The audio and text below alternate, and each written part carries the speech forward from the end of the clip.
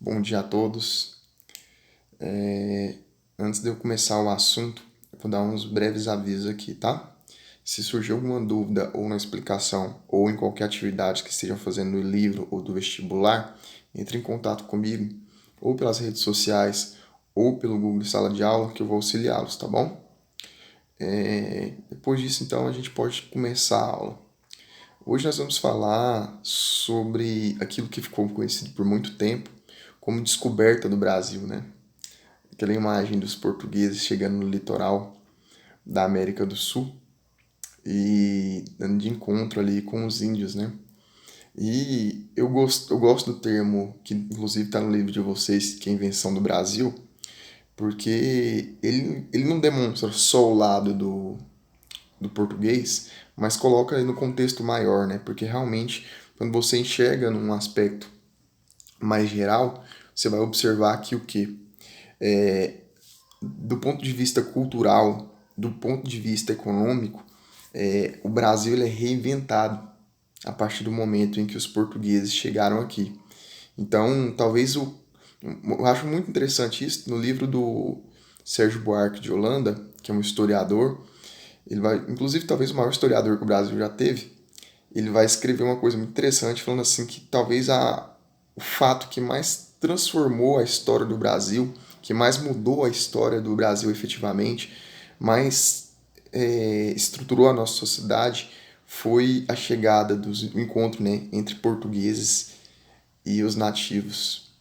A chegada dos portugueses no litoral do sul da América, né, nessa terra que depois, posteriormente, vai ficar conhecida como Brasil. E realmente, a partir daquele momento, vai ser uma invenção mesmo, né? E essa invenção vai ser construída aos poucos. Mediante isso, a gente começa então a aula, tá? É de extrema importância a gente primeiro compreender o contexto, né, do que estava acontecendo naquele momento, o contexto histórico, né, do momento da descoberta do Brasil, né, do momento de 520 anos atrás. A primeira coisa que a gente tem que falar é que era um contexto do mundo moderno, né? Primeiro estava acontecendo uma porrada de transformação diferente. Como assim? Primeiro, a gente fala sobre o desenvolvimento da imprensa, né? Gutenberg estava desenvolvendo pela primeira vez a imprensa. Antes disso, todos os livros tinham que ser copiados à mão. Segunda coisa, estava acontecendo as grandes navegações. Então, pela primeira vez, eles estavam saindo da utilização do mar Mediterrâneo apenas, estavam começando a enfrentar um mar que por muito tempo era visto como um mar que existia monstros, existia toda uma mitologia sobre esse mar, mas essencialmente eles começaram a enfrentar, como pioneiros, principalmente Portugal e Espanha, enfrentar o que era o mar Atlântico. A segunda coisa era o momento que estava surgindo o mercantilismo. Essencialmente, professor, o que vai ser esse mercantilismo, né? É um vínculo muito grande entre o rei, a burguesia e a nobreza, tá bom? Lembrando que quando a gente está falando do momento que está final da Idade Média e começo do mundo moderno, e é um momento que surgiu um ser ali que não existia antes, que era o burguês, que era o pequeno comerciante. Esse comerciante ele vai ganhando, ele vai ficando cada vez mais forte, ganhando cada vez mais dinheiro.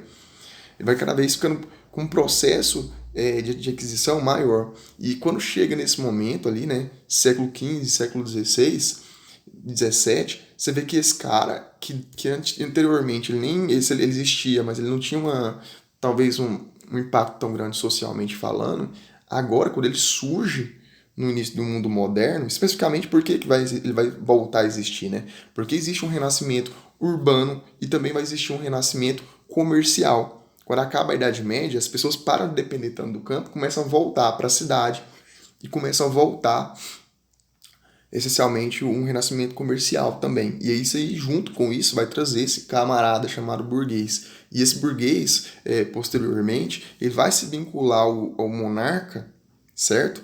E vai, inclusive, conseguir financiar esses grandes projetos chamados grandes navegações, tá bom? E é claro que eles também tinham uma vinculação muito grande com esses monarcas, porque os monarcas construíam as vias, né, que eram necessárias para você fazer o comércio, ele também dava uma proteção. Então, por todos esses motivos, eles vão se aliar efetivamente aos monarcas.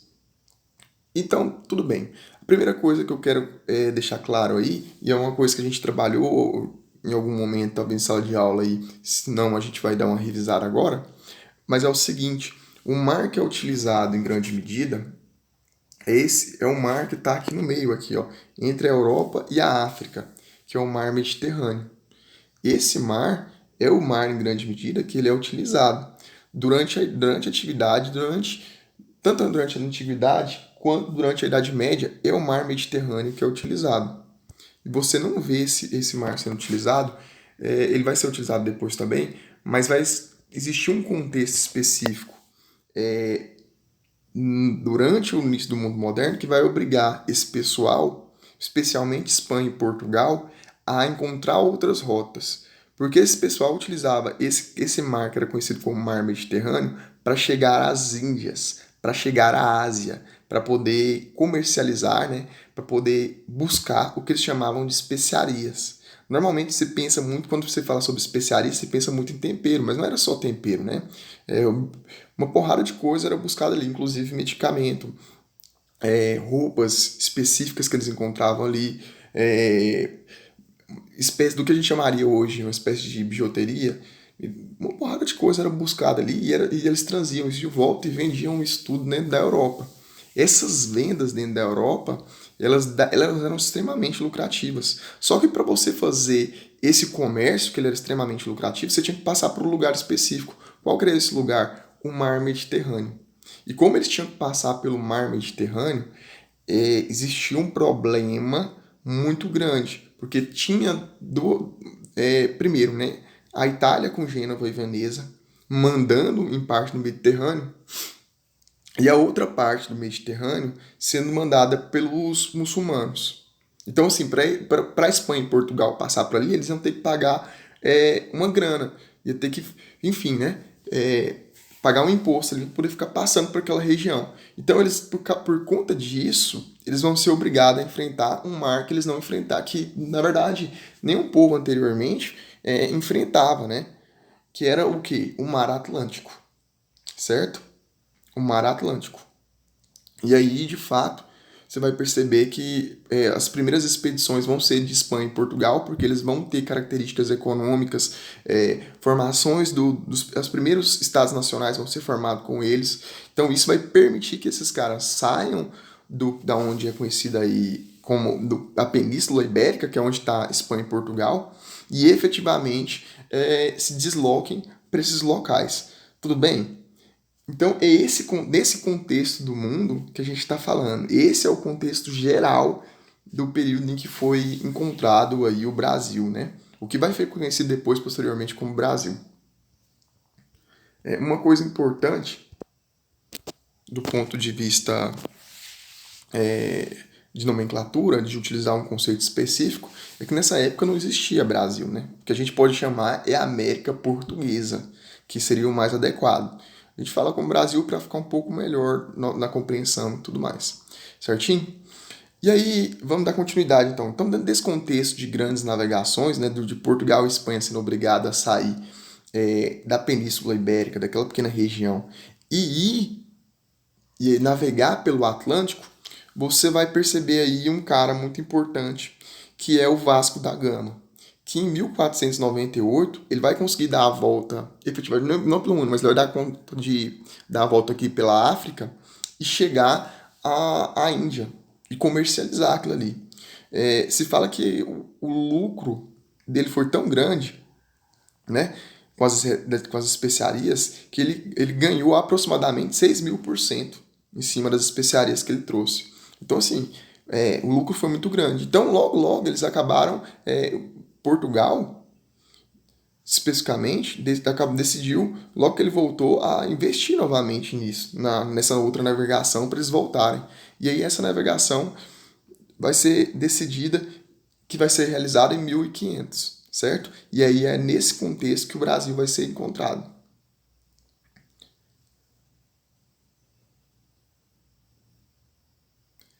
Então, tudo bem. Então, em 22 de abril de 1500, né, essa nova expedição, encomendada inclusive por Dom Manuel, né, pelo rei Dom Manuel, ela vai acontecer. E aí, de fato, eles vão sair, né, em 1500, e em 22 de abril de 1500 eles vão chegar ao litoral brasileiro e eles vão encontrar vão encontrar ali, né, os primeiros nativos americanos do sul da América. É, dentro do que vai ser financiado, essencialmente vai ser 1.200 homens, 13 navios, certo? E quando eles chegam no litoral brasileiro, é interessante uma coisa, né? Vai ter a carta do Pero Vaz de Caminha, e vai ter depois algumas outras expedições de reconhecimento da terra. Mas naquele momento, como existia essa ideia de economia mercantilista, que é aquilo que eu expliquei antes, especialmente um comércio grande com as Índias, né? Uma busca profunda por metais preciosos, os caras chegam aqui, né, no que eles pensavam primeiro que era uma ilha, né? Por isso que eles vão chamar, a primeira vez que chegam no Brasil, eles não vão chegar aqui e chamar de Brasil, obviamente, né? Chamar de Ilha de Veracruz. E aí, quando eles chegam aqui efetivamente, uma coisa extremamente interessante é que eles não têm um interesse econômico. Eles não conseguem ver um interesse. Tanto que o Pero Vaz de Caminha escreve na carta dele. Fala assim, olha, aqui é um lugar extremamente lindo, aqui é um lugar extremamente legal, tem uma área verde extremamente abundante, tem isso e aquilo, mas do ponto de vista dos objetivos econômicos, aparentemente não tinha nada de muito interessante para eles, certo? E tanto que eles vão rezar algumas missas ali, ficam 10 dias e vão embora e seguem o caminho deles, que era o objetivo inicial, que era chegar às Índias. Lembrando que o grande objetivo dos portugueses ali, dos espanhóis naquele momento, era fazer essa trajetória para chegar às Índias, né? Para chegar ali no continente asiático, certinho? E como eles chegaram no Brasil e não chegaram a material, o que eles esperavam enquanto especiarias ou enquanto, por exemplo, metais preciosos, eles não tiveram interesse inicialmente, tá bom? E aí vai acontecer uma coisa muito interessante. De 1500 até 1516, eles vão fazer o que eles vão ser conhecidos como expedições exploradoras, né? O que vai ser essas expedições exploradoras? Essas expedições exploradoras, elas vão ser especialmente para uma coisa bem específica, reconhecimento da terra, e para ver o que tem de bom aqui, para dar para explorar. O grande objetivo dessa galera, importante lembrar, né? É uma empresa. Eles querem, quando eles constroem posteriormente, eles vão ali colocar as capitanias hereditárias, desenvolver os engenhos e tudo mais, governo geral, vão desenvolver tudo posteriormente no Brasil. Isso aqui tudo é enxergado como uma empresa. E não é diferente do ponto de vista que está vinculado às ideias de você viajar, sair de Espanha e Portugal, entrar num navio e passar dificuldades, às vezes morrer no caminho para fazer essa trajetória. Não é à toa. Você está fazendo isso por conta de uma aquisição de bens e principalmente, né, por conta de uma relação empresarial internacional naquele momento. Existe uma relação comercial, certo? Então, quando eles chegam no Brasil e não enxergam essas coisas, eles inicialmente não dão muito interesse. E aí nessas expedições que vão vir uma porrada de gente importante para cá, né? Gonçalves Coelho, Américo Vespúcio, né? Que inclusive depois vai dar. O Américo Vespúcio é um grande navegador intelectual da época. Inclusive o nome América vai ser dado por causa do Américo Vespúcio, certo? Ele foi um dos primeiros navegadores, né? Geógrafos ali que vai pensar assim que na verdade Cristóvão Colombo não tinha chegado em uma parte específica da Índia, mas chegou em um novo continente. Por isso depois vai ser batizado o continente com o nome de Américo Vespúcio. Lembrando, a primeira vez que chegaram na América foi Cristóvão Colombo, 1494, né? E aí quando o Cristóvão Colombo chega, ele pensa que ele chegou na parte da Índia, daí chamar os nativos americanos de indígenas, né? E aí acabou que o nome ficou ali, mas a verdade é que os indígenas, ou a América inteira, existia uma pluralidade cultural extremamente abrangente, que trazia gente de tudo quanto é lugar, etnia variadas, povos, inúmeros povos, enfim. Era uma generalização para eles compreenderem o povo daquele momento, tá? E aí, enfim, né? Em 1516, Cristóvão Jacques ele vai, de forma mais sistemática, organizar uma exploração no Brasil. Principalmente vinculada a uma outra questão, tá? Porque na Europa existia um interesse muito grande de algumas manufaturas que mexiam com tecido de utilizar um corante vermelho que vinha de uma madeira que era encontrada inclusive na Europa, mas não com tanta abundância quanto era encontrada no Brasil. Essa madeira era conhecida como pau-brasil, certo? Que dá esse líquido, esse corante vermelho, que eles conseguem tirar e esse corante vermelho, fazer esse corante vermelho dessa árvore para tingir as roupas e pintar as roupas. Especialmente na região de Flandres, era muito comum, né? Eles utilizarem isso. E aí, diante, quando eles percebem, principalmente com Jacques, né? Com Cristóvão Jacques, eles percebem a possibilidade de explorar esse material para poder tingir essas roupas, essas manufaturas, eles vão começar a instalar aqui no Brasil e, de fato, pela primeira vez vai se ver ali um processo de ecumeno, né? Que em geografia é conhecido como assim, é humanização, né, da Terra. Eles começam a trazer alguns, não de forma tão efetiva a partir de 1530, quando eles começam a explorar outra coisa que é o açúcar, mas nesse período do pau-brasil eles começam a trazer. Principalmente eles vão fazer duas coisas, né? A feitoria e uma coisa que vai ficar conhecida como escambo. Essa parte de 1500 até 1530, se você saber essas duas coisas, já é uma coisa que ajuda demais no vestibular, tá? O escambo, ele vai funcionar o seguinte, eles querem explorar a madeira, né, o pau-brasil, mas eles vão trazer português suficiente para fazer isso? Não. Então eles vão precisar da ajuda dos nativos da terra, no caso dos indígenas. Só que os indígenas, eles não vão aceitar moeda, certo? Eles não vão aceitar uma moeda, o dinheiro de troca deles. Eles não vão aceitar isso. Então, a forma como eles vão ter para comercializar com esses índios é uma troca. Então, eles levam normalmente mercadorias manufaturadas, podem ser algum tipo de tecido, espelho, uma machadinha, e eles vão trocar isso daí com os índios para os índios trabalharem para eles. E isso vai ficar conhecido como escambo. As feitorias também vão ser feitas, né, no litoral ali, você vai chegar a isso daí, né, um local fortificado ou não, geralmente próximo a um porto. Esses locais aí, ou seja, as feitorias, que é os locais onde os portugueses vão fazer essas trocas com os indígenas, que vão ser a partir do escambo, vai ser extremamente importante para você entender esse momento, tá bom? Então, de 1500, para resumir, de 1500, de quando eles encontram o Brasil até 1530, o que vai acontecer efetivamente é mais o escambo e essa colocação das feitorias no litoral, tá bom? Essa realização das feitorias no litoral. E aí os índios vão trabalhar em troca desses materiais. Há uma certa ironia, às vezes as pessoas brincam, né? Falando assim que o índio foi ignorante, foi enganado pelos... Mas eu imagino o quanto que para o índio era uma coisa inovadora, né? Ele enxergava os equipamentos manufaturados, que era uma coisa que ele não tinha acesso. Adiante. Até isso daí vai ser... Eles não vão dar importância para o Brasil até 1521, tá? Porque o comércio com as Índias para os portugueses vai estar excelente, vai estar ótimo para eles até esse momento. Inclusive, 1521 é um dos momentos ápices, né, do comércio com as Índias. Só que vai acontecer um problema muito grande em 1521. O monopólio português, porque existe um monopólio. Quem que tinha quem conseguia navegar pelo Atlântico tinha esse caminho da navegação pelo Atlântico e conseguia chegar nas Índias para poder pegar as especiarias, os portugueses. Os espanhóis, por mais que eles tenham chegado ali no centro da América, eles ainda não tinham essa rota, né? Eles não conseguiam fazer essa rota. Essa rota que está na tela, inclusive, aí, é a rota que estava que sai de Lisboa e está chegando ali até Calicut, nessa parte aí da Ásia, da Índia ali.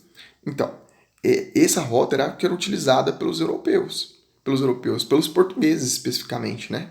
E aí agora, pela primeira vez, de fato, os espanhóis vão dar a volta ali no globo e vão chegar na mesma região, só que por outro caminho. E eles vão quebrar o monopólio, porque quem que controlava essa rota antes? Quem que conseguia fazer isso? Era só os portugueses, mas agora os espanhóis também vão conseguir. Diante disso, eles vão começar a perder muito o poder de mercado deles frente à Espanha. E aí eles vão ser obrigados a colonizar, de fato, a humanizar esse território brasileiro. Não que ele não tinha humanos anteriormente, óbvio que já existia, mas instalando um processo de exploração, uma empresa, né, realmente dentro desse sistema brasileiro, tá? Dentro de terras brasileiras. Então, a primeira coisa que você vai observar é que para eles explorarem isso, eles vão colocar o que eles vão chamar de capitanias hereditárias. Ou seja, dividir a terra em colônia, em faixas de terra com aproximadamente 300 quilômetros. A capitania, no caso essa faixa de terra de 300 quilômetros, ela vai ser dada ou aos donatários ou aos capitãos, certo? Uma coisa interessante das capitanias, né, que esses pedaços de terra, que eles vão, é a forma como é, o império, a monarquia ali portuguesa encontrou de efetivamente colonizar, né, trazer os portugueses para essa terra, é que a maior parte das capitanias não vai trazer o lucro esperado pela coroa portuguesa. Duas vão se destacar aí, a de Pernambuco, certo? E a de São Vicente, lá embaixo, onde era o então São Paulo hoje em dia, né? Essas duas vão dar algum lucro. E aí, diante disso, eles vão tentar instalar o que eles vão chamar de governo geral, que é, primeiro, para administrar tudo isso daí, fazer com que haja um incentivo, né, para o pessoal explorar a cana-de-açúcar, principalmente através do engenho. Segunda coisa, o governo geral vai instalar também um sistema de exploração dos impostos. Então, tudo isso é extremamente importante do ponto de vista da exploração. Tudo bem? E para finalizar aqui, há uma violência e uma dominação cultural que acontece nisso tudo. De qual ponto de vista, né? Como assim? Uma violência e uma dominação cultural? A violência, ela acontece da seguinte maneira. Quando o português chega aqui, a primeira coisa que eles fazem, em grande medida, principalmente depois de um certo tempo em contato com os índios, é inclusive escravizar esses índios para esses índios trabalharem com eles. E aí vai, junto com eles, vem os jesuítas, que são representantes católicos aqui no Brasil, né, com o objetivo, inclusive, de catequizar, né, alguns índios ali, né, de trazer a religião para os indígenas. E aí é o seguinte, normalmente, principalmente no começo, ficava da seguinte forma: ou você era convertido para a religião, certo? Ou você era convertido na religião, ou você era escravizado. Ou seja, né, existia a violência no sentido de, inclusive, às vezes assassinar aqueles que resistissem, mas também existe uma dominação cultural, uma imposição cultural portuguesa, né, com hierarquia, com ideias, com religião cristã. Isso tudo é colocado ali lá abaixo. Uma reflexão importante é que existia milhares e milhares de índios, né? Se eu não me engano aqui, era entre 40 e 50 milhões de índios em toda a parte da América, ali, América Central e América do Sul. E aí, hoje em dia, que esse dado já é mais próximo, você vai ter aproximadamente 84 mil indígenas, né? Enfim, ou é 800 mil indígenas, algo aproximadamente vinculado a isso. Mas o que eu estou tentando mostrar é o seguinte: você tem ideia da porcentagem de índios que desapareceram, foram mortos ou culturalmente transformados durante todo esse processo? Foi muito grande, né? E essencialmente o que eu quero que vocês percebam é assim, não é que todos esses índios foram efetivamente, ou todo mundo da América do Norte, da América do Norte, do Sul, e Central, todos eles foram mortos efetivamente um por um. Não. O que vai acontecer, de fato, é uma coisa muito diferente, porque fora essa questão da violência, da imposição cultural, sim, do assassinato de indígenas também, vai existir também uma contaminação, né, do que os europeus vão trazer para a América. E essa contaminação, essas doenças vão se espalhar e vão matar uma porrada de indígena também, porque eles não estavam preparados, eles não tinham anticorpos para aquilo que já existia enquanto doença dentro da Europa, tá bom? Meu povo, é muito conteúdo. Eu tentei fazer um resumo ao máximo aqui para a gente não estender muita aula, tá bom? Eu acho que a explicação à distância ela é um pouco mais complicada, né? No sentido de eu não sei interpretar, não estou olhando para vocês, né, igual a gente faz em sala de aula e vai mudando a explicação conforme observo que os alunos vão entendendo. Mas enfim, vou terminar a aula com uma imagem aqui. Não sei se vocês já conhecem, né, essas quadrinhos aí do Armandinho, mas eu acho que ele é extremamente relevante para a gente falar sobre esse assunto, tá? E aí vamos ler uma pequena parte aí para ver se traz alguma reflexão importante. Porque hoje, se eu não estou enganado, é 17, ou é 17, efetivamente, e dia 22 agora, de abril, a gente vai estar comemorando aí 520 anos, né? Da chegada dos portugueses nessa terra que ficou conhecida como Brasil, né? Na América do Sul. E os portugueses chegando aqui, teve por muito tempo, dentro da história do Brasil, existiu um conto, né, de que a gente tinha sido descoberto. Você fala em Portugal, quando eu ainda estava na faculdade, na graduação, se falava assim que em Portugal ainda tem essa ideia de que os portugueses descobriram o Brasil, né? Mas é igual eu falei no começo, né? É muito mais uma visão portuguesa do que do indígena. Do ponto de vista do indígena, foi mais uma invasão. Daí a tirinha do Armandinho, né? E assim foi o descobrimento do Brasil. E aí o Armandinho pergunta, né? Como assim? E a versão dos índios? A história do Brasil não começa em 1500, tá bom? Normalmente eu falo um pouco sobre isso quando a gente está falando sobre pré-história, né? Sobre pré-história americana especificamente, certo? Que é uma aula muito produtiva. Mas a terminar a aula com essa reflexão, a história do Brasil não começa em 1500, tá bom? Ela existiu muito antes. Fica a dica aí para vocês pesquisarem depois os sítios arqueológicos que existem no Brasil para pesquisar a pré-história brasileira, tá bom? Grande abraço, espero que a gente aproveite ao máximo nessas aulas à distância e que eu veja a hora logo da gente retornar para ter a aula cotidianamente como a gente tinha antes. Grande abraço, até a próxima.